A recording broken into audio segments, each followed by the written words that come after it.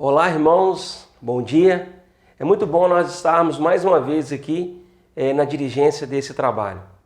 Tem sido muito especial nós termos a oportunidade de estarmos ouvindo a palavra de Deus todas as manhãs. E no dia de hoje não será diferente. Vamos neste momento estar fazendo uma oração por nossa programação e logo após a minha oração nós vamos ouvir um louvor e depois nós vamos ouvir a mensagem vinda do Senhor para os nossos corações. Amantíssimo Deus e Pai, muito obrigado pelo dia que o Senhor nos deu. Muito obrigado porque sentimos, ó Pai, a Tua presença em nossas vidas. Por essa programação que se inicia, nós pedimos as Tuas bênçãos e a Tua direção. Use, ó Pai, os irmãos que vão estar nessa programação. Abençoe os louvores que serão apresentados e abençoe principalmente, ó Pai, a Tua palavra que será anunciada. Que ela encontre guarida em nossos corações. É assim que nós oramos. Em nome de nosso Senhor Jesus. Amém. Rendamos nós 1000 vezes ao nosso Salvador, com vozes triunfantes, tributo de louvor. Cantemos fervorosos, prestando adoração ao Redentor divino que trouxe a salvação. Louvor 1000 vezes a quem morreu na cruz, que nos amou e nos lavou. Louvemos, louvemos a Jesus. Unamos nossas vozes ao coro triunfal que adora Jesus Cristo na glória celestial. Pois nós, purificados no sangue remidor, cantemos que Ele é digno de graças e louvor. Louvor 1000 vezes a quem morreu na cruz, que nos amou e nos lavou. Louvemos, louvemos a Jesus. Olá a todos, é muito bom ter a oportunidade de voltar ao nosso canal para compartilhar mais um pouco da palavra de Deus com vocês. Esta série de estudo que nós estamos tendo, ela é baseada no livro Meu Coração, Minha Vida, Meu Tudo, de William MacDonald, onde somos desafiados a assumir um compromisso total com o Senhor Jesus, que fez uma obra maravilhosa por nós. Obra esta que deve ter em nossos corações a dimensão exata do que ela significou, pois somente assim nós teremos condições de viver realmente refletindo um coração grato por essa tão grandiosa obra. Esta é a segunda parte do terceiro tema dessa série, um compromisso total com Cristo. Os dois primeiros temas que nós já estudamos foram o amor e a lógica do compromisso e o compromisso de acordo com as Escrituras. Esses estudos estão disponíveis no nosso canal e você pode acompanhar se ainda não fez. Nessa lição de hoje, nós deteremos nossa atenção no tema o chamado superior do comprometimento. E hoje nós veremos o que impede o nosso compromisso e o compromisso imperfeito, onde veremos atitudes e escolhas nossas que fazem com que nós não nos comprometamos e não nos entreguemos completamente ao Senhor. O compromisso com Deus deveria ser o caminhar natural da vida do homem. Porém, o que nós vemos é o contrário, pois a maioria dos homens andam distantes de um compromisso com Deus, o que parece uma contradição, visto o que Deus fez por cada um de nós. A lógica de se viver um compromisso pleno com Deus deveria ser inquestionável. Pensemos o que o Senhor Jesus, que é o Deus encarnado, fez na cruz por nós. Ele morreu como um substituto para você e para mim. Ele venceu o pecado ao se sacrificar. Deus Pai colocou o nosso pecado sobre seu Filho divino e Ele pagou o preço. Ele derramou o seu sangue para comprar-nos no mercado dos pecadores. Esses acontecimentos são únicos. algo que jamais havia acontecido e que jamais acontecerá. O Criador, disposto a morrer por suas criaturas pecadoras, foi um ato de amor sem medida, uma graça sem comparação, um sacrifício sem limites, algo maravilhoso demais para ser compreendido facilmente pela mente humana. O que aconteceu foi tão grandioso que até a natureza se manifestou. A escuridão cobriu a terra, pedras se desintegraram, a terra tremeu. No templo, a cortina se rasgou de alto a baixo e no local onde ele estava sendo sacrificado, o centurião romano e os que com eles ali estavam expressaram o que era tudo aquilo. Está lá, Mateus capítulo 27, versículo 54, que diz: quando o centurião e os que com ele vigiavam Jesus viram o terremoto e tudo o que havia acontecido, ficaram aterrorizados e exclamaram: verdadeiramente, este era o Filho de Deus. O que aconteceu no Calvário faz com que todos os outros se tornem insignificantes. Faz com que todas as outras mortes sejam triviais. O evento do Calvário foi um ato supremo de amor por mim e por você. E diante de todos esses acontecimentos, nossa resposta racional deveria ser de uma entrega incondicional a Deus e à sua vontade. Porém, o que nós vemos não é essa realidade. Mas, por que nem todos os cristãos consagram suas vidas totalmente a Cristo? Em uma resposta direta, nós temos que é porque não pensamos direito. Nossas mentes estão distorcidas por medos e falsidades. Vamos observar então algumas delas. Nós temos medo do que Deus pode pedir de nós.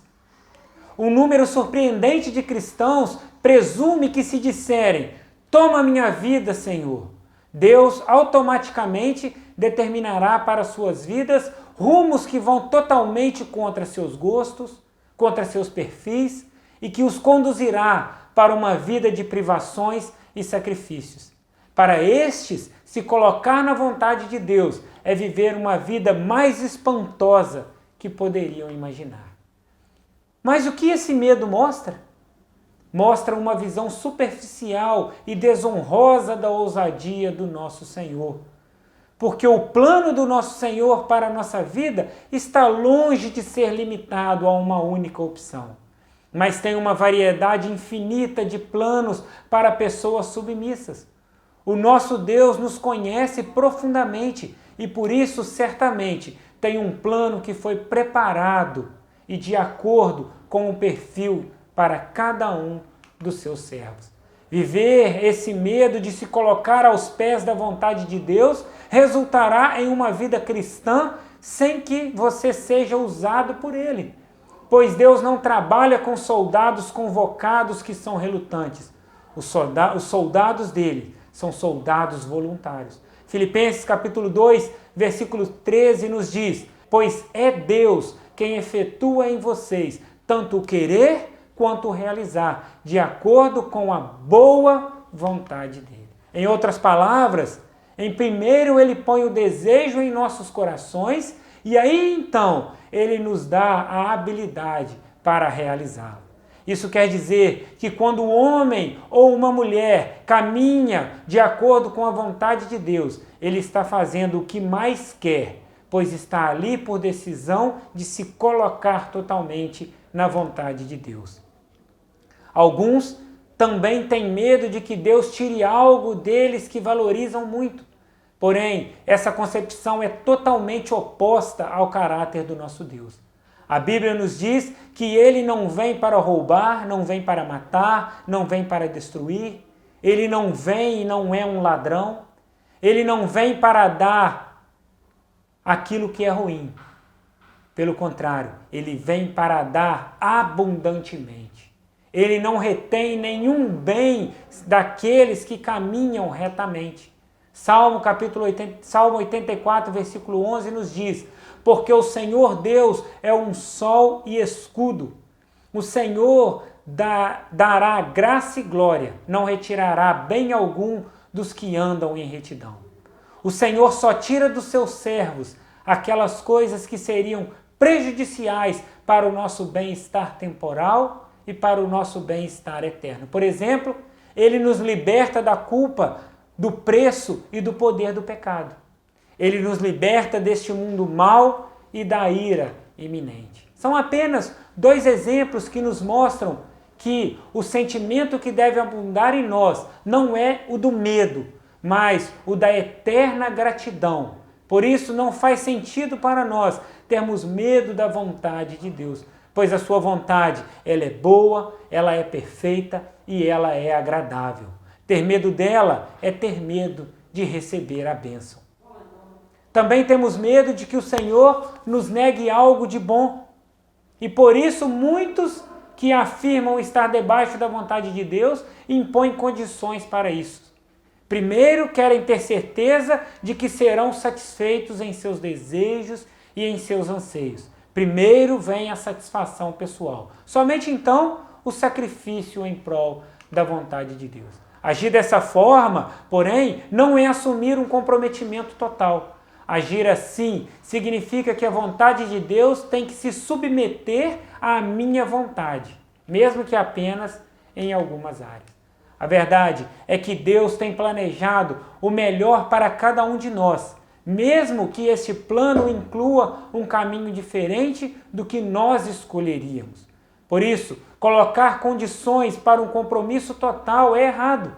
Barganhar com Deus mostra que a vontade da pessoa não está submissa a Ele.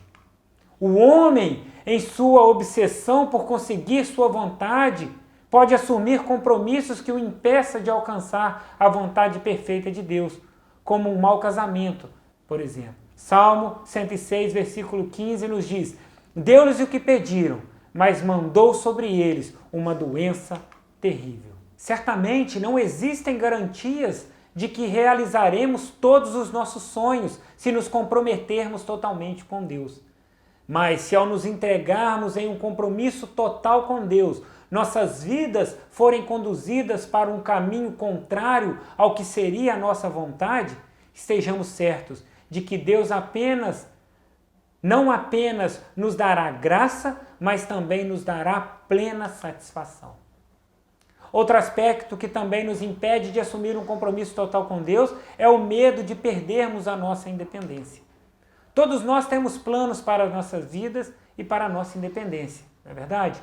Queremos uma boa carreira, queremos uma casa grande, 1 ou 2 carros equipados com todos os dispositivos possíveis e etc. O mais comum é queremos usar nossos melhores dias para ganhar dinheiro e então viver nossa aposentadoria para o Senhor. Porém, isso não é suficiente. Ele não deseja isso. Ele não quer o que sobra de uma vida vivida e gasta à toa. Existe também o medo do desconhecido. Falta para nós a fé de Abraão, que ao ser chamado por Deus, partiu sem saber para onde estava indo. Abraão escolheu caminhar com Deus no escuro, ao invés de caminhar sozinho na luz. Temos também um aspecto do medo da perda da segurança. Alguns temem que seguir ao Senhor signifique perder a segurança financeira, por exemplo. Que engano! E esse período que nós estamos vivendo nos nossos dias com essa pandemia tem nos ensinado que nada está seguro por nossas próprias forças.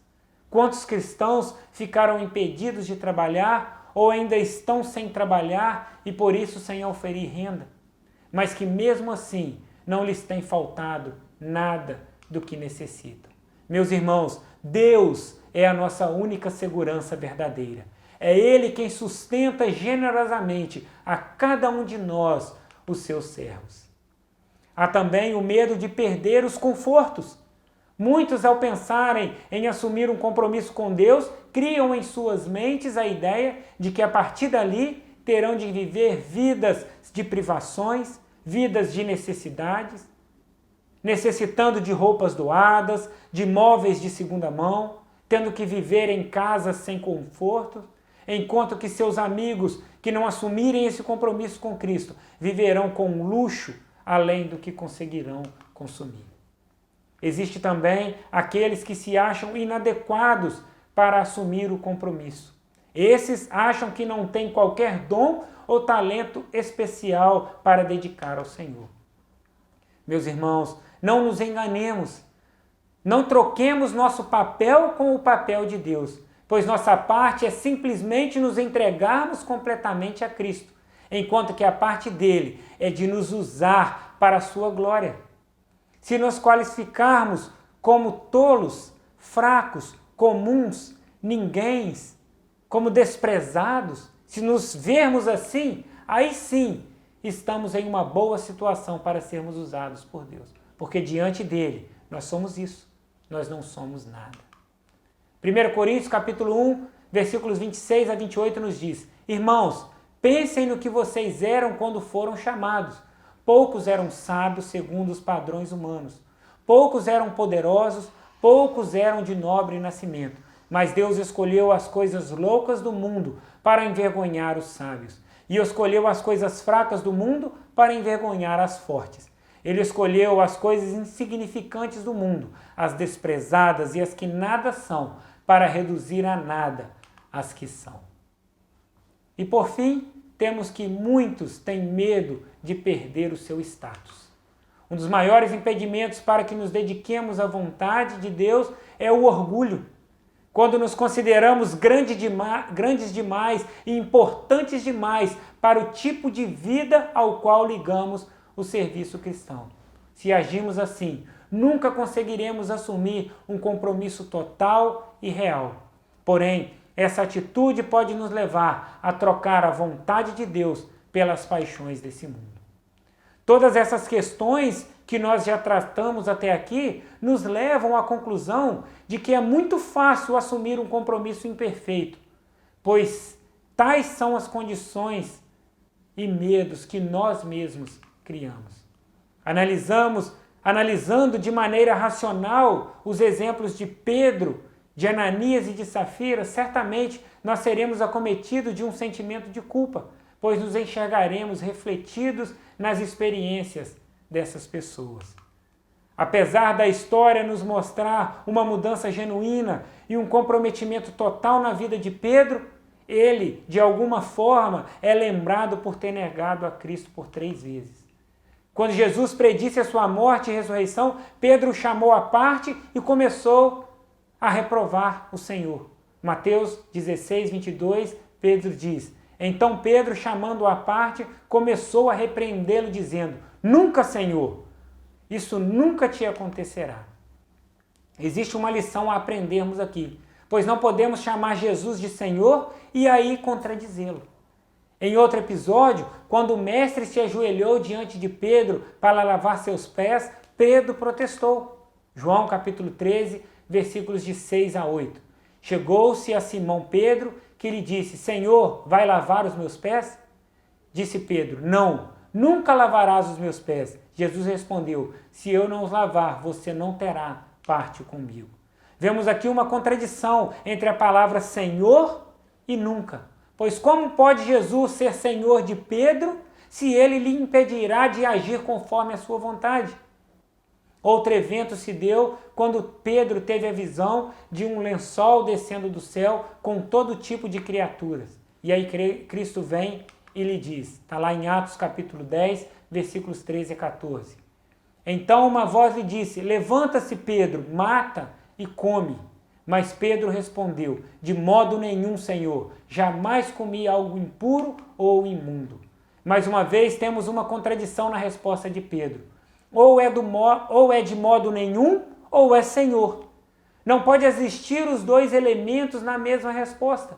Precisamos ou fazer o que ele diz, ou parar de chamá-lo de Senhor. Em nosso compromisso com Deus, não pode existir as palavras de modo nenhum, pois assim se pratica a santa obediência. Com relação a Ananias e Safira, vemos na atitude deles uma rendição hipócrita. Eles estavam em meio a um poderoso mover do Espírito Santo naquela época. O cenário era o seguinte: Os primeiros cristãos estavam abandonando tudo para seguir a Cristo, vendendo suas propriedades, abandonando seus estilos de vida e costumes. E nesse contexto, Ananias e sua esposa venderam uma propriedade sua e fingiram dar todo o lucro ao Senhor, porém guardaram parte do valor para si. Essa atitude é muito mais comum do que imaginamos, pois quantas vezes cantamos "entrego tudo a Jesus", enquanto nossa rendição ainda é incompleta. Se Deus matasse todos os culpados de um compromisso imperfeito, as fileiras da igreja aqui na terra certamente estariam visivelmente mais vazias. Lucas capítulo 9, versículos 57 a 62 nos diz: Quando andavam pelo caminho, um homem lhe disse: Eu te seguirei por onde quer que fores. Jesus respondeu: As raposas têm tocas e as aves do céu têm seus ninhos, mas o Filho do Homem não tem onde repousar a cabeça. A outro disse: Seguir-me? Mas o homem respondeu: Senhor, deixe-me primeiro sepultar meu pai. Jesus lhe disse: Deixe que os mortos sepultem os seus próprios mortos. Você, porém, vá e proclame o reino de Deus. Ainda outro disse: Vou seguir-te, Senhor, mas deixa-me primeiro voltar e me despedir da minha família. Jesus respondeu: Ninguém que põe a mão no arado e olha para trás é apto para o reino de Deus. Nessa passagem de Lucas, temos 3 exemplos de uma dedicação falha.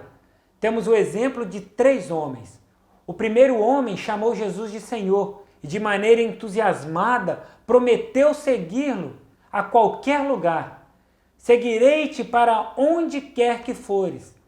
Quando, porém, o Senhor o alertou de que isso poderia significar não ter onde morar, ele rapidamente recuou. Seu onde quer que fores se tornou: para lá não. O segundo homem ouviu o chamado de Cristo: siga-me, mas disse: permita-me ir primeiro sepultar meu pai. Não há no texto indicação do estado de saúde do pai, nem de que ele estivesse em boa saúde, nem de que ele estivesse morrendo naquele momento. Pode ser que o pai estivesse, por exemplo, completamente saudável. A resposta desse discípulo mostra que ele queria ficar em casa até o momento incerto de que seu pai desse o último suspiro. Talvez isso até acontecesse, mas poderia ser também que o pai viesse a morrer antes do filho.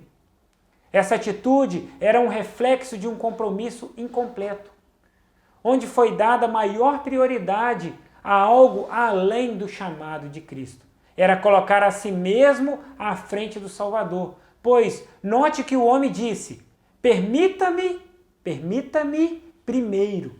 Depois ele acrescentou o equivalente a: agora não, Senhor, depois. Que tipo de entrega é essa? O terceiro homem também chamou a Jesus de Senhor e declarou dedicação total. Ele disse: seguir-te-ei, Senhor. No entanto, ele estragou tudo ao dizer: mas deixa-me primeiro despedir-me dos meus de casa. Ele não se referia a uma despedida rápida. Despedidas, na época, podiam durar dias de comida e confraternização. Ele também pôs uma condição ao seu compromisso. Convenções sociais tinham uma prioridade maior que o senhorio. Aquela atitude revela que Jesus é o Senhor. Mas, meus queridos irmãos, o chamado superior do comprometimento é um desafio muito grande para todos os cristãos. É uma atitude que deveria permear nossa jornada cristã. Por isso devemos estar atentos para que não sejamos influenciados de maneira negativa por medo da vontade de Deus, medo do que Deus possa nos tirar, medo do que Deus nos negará, medo de perder a nossa independência, medo do desconhecido, medo de perder a segurança, medo de dificuldades, medo de ser inadequado, medo de perder o status. E assim, prestarmos um compromisso imperfeito, baseado na negação ao Senhor, em uma rendição hipócrita ou em colocarmos em destaque o eu em primeiro lugar. Como já dissemos na primeira parte do estudo desse tema, a preguiça espiritual é a responsável por muito da seca espiritual. Que esses ensinos possam abrir nossos olhos para que possamos identificar que em nossas vidas estão presentes esses medos e essas atitudes que nos impedem de atendermos ao chamado superior do comprometimento. O cumprindo da forma pela qual o nosso Senhor espera de cada um dos seus servos. Na semana que vem, nós teremos a terceira e última parte do estudo sobre o chamado superior do comprometimento, onde nós veremos que nós devemos ser um sacrifício vivo e também veremos razões para uma rendição total ao Senhor. Que Deus abençoe a vida de cada um de nós. Amém. Certamente a palavra de Deus, ela tem encontrado guarida em nossos corações. O nosso desejo é que hoje você guarde no seu coração tudo aquilo que foi falado. Que essa mensagem, que essa palavra produza frutos nas suas vidas. Que você venha realmente ter uma mudança de vida. Neste momento nós vamos estar encerrando com uma oração e logo após a minha oração nós vamos ouvir mais um louvor. Amantíssimo Deus e Pai, muito obrigado ao Pai pela oportunidade que nós tivemos de ouvir a Tua palavra. E sentimos que o Senhor falou com a gente. O Senhor falou comigo e falou com todos os ouvintes. Muito obrigado, Pai, por essa palavra que é fiel e eficaz e produz mudanças de vida. E que de fato ela venha produzir frutos na vida daqueles que ouviram essa mensagem. Que eles venham sair impactados e transformados por essa palavra. Abençoe, Pai, os teus servos que estiveram nessa programação. É assim que nós oramos, em nome do nosso Jesus. Amém.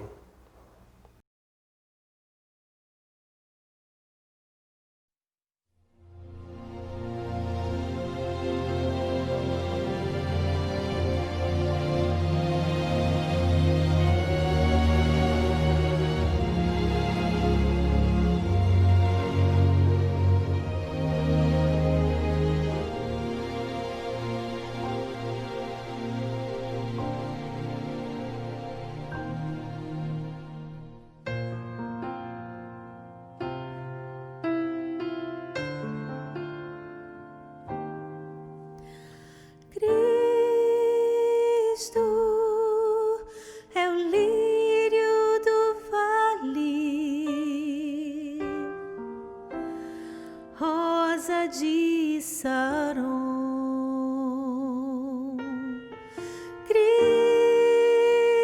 Cristo, o meigo e bom pastor,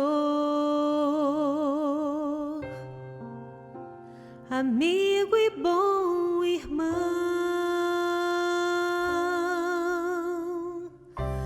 o Pai da eternidade, Cristo, o grande general, o Pai de amor eterno, Cristo, o vencedor do mal. Com amor e com poder, Cristo dá o seu perdão. Ele é vida, basta crer. É verdade e salvação, este nome é eficaz, nome igual jamais foi visto, esse nome traz a paz, Cristo.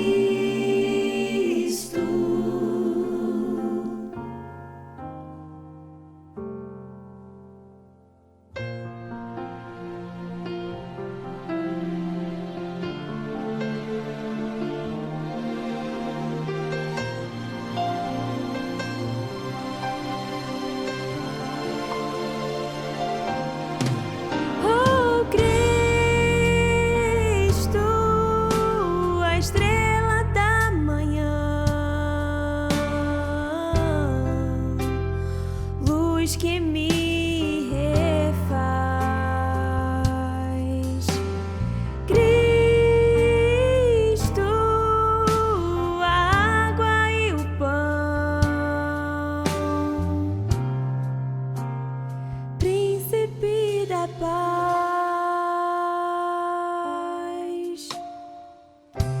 Deus forte, conselheiro, Cristo, autor da nossa fé, a pedra de esquina, Cristo.